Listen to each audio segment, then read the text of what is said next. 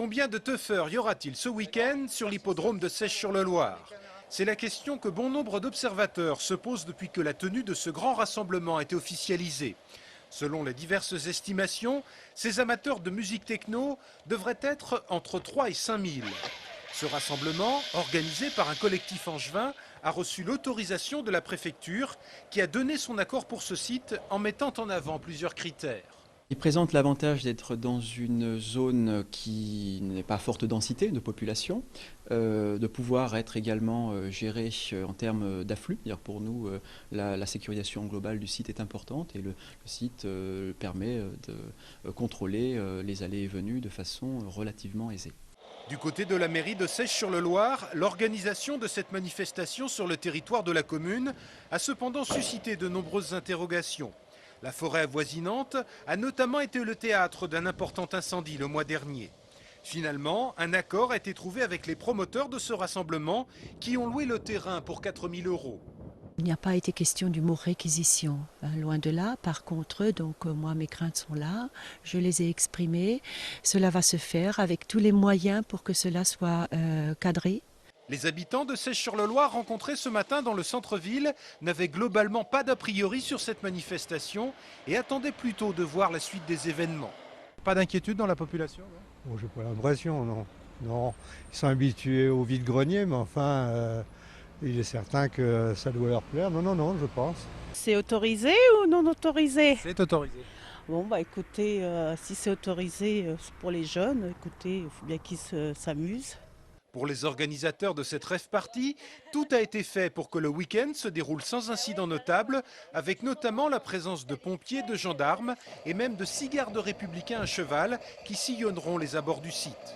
Le but de la manœuvre, c'est aussi de montrer que ce type de manifestation, il n'y a rien de diabolique là-dedans.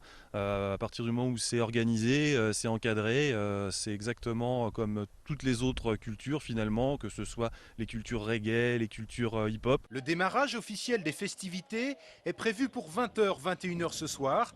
Elle devrait se prolonger sans interruption jusqu'à dimanche en milieu d'après-midi.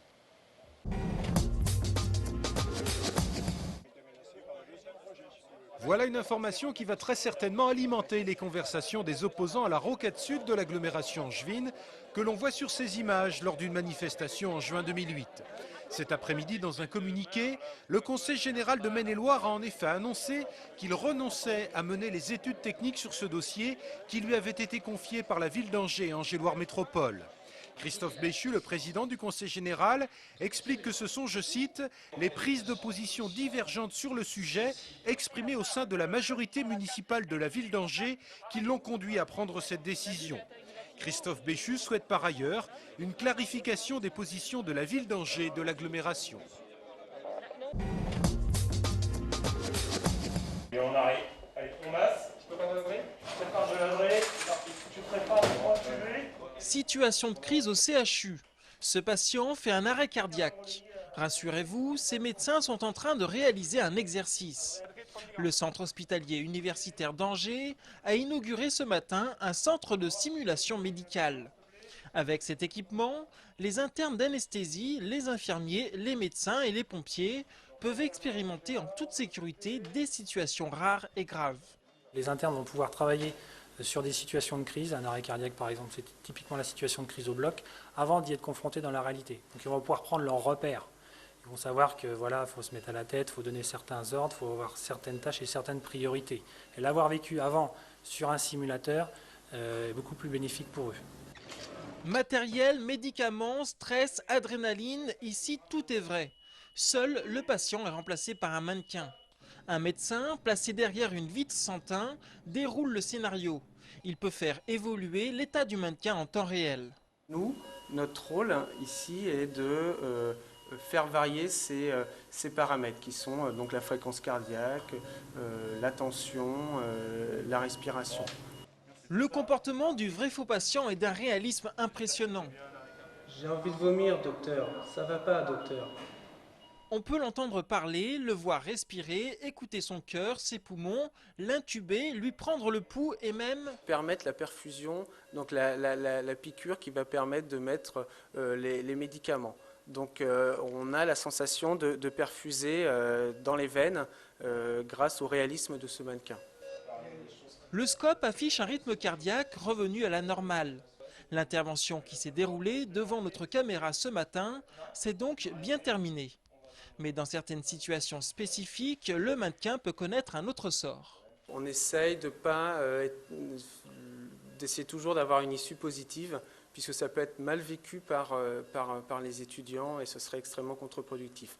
Par contre, on peut être amené à élaborer des scénarios volontairement sur un patient qui va décéder, avec derrière l'annonce à la famille, la gestion de la famille et l'annonce du décès. En France, il existe 3 autres centres de simulation médicale de ce type. Mais celui d'Angers a une particularité. Il est équipé d'un mannequin enfant qui permet d'expérimenter des situations spécifiques à la pédiatrie.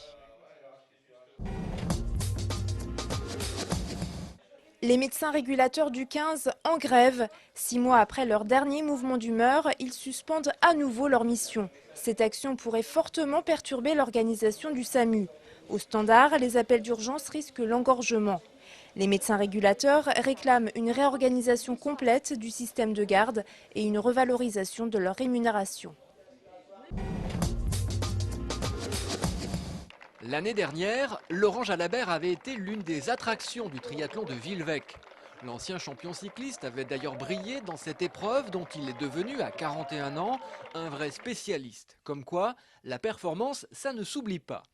Coup de chance pour les organisateurs, dimanche après-midi à 14h30, il sera à nouveau au départ de l'épreuve. Et c'est assez exceptionnel puisque Laurent Jalabert est également sélectionneur de l'équipe de France de cyclisme et qu'il prépare en ce moment les championnats du monde. Autre rendez-vous avec Jaja dès samedi. Il dédicacera son livre « À chacun son défi » dans lequel il raconte sa vie après le vélo à partir de 17h à la librairie Richer à Angers.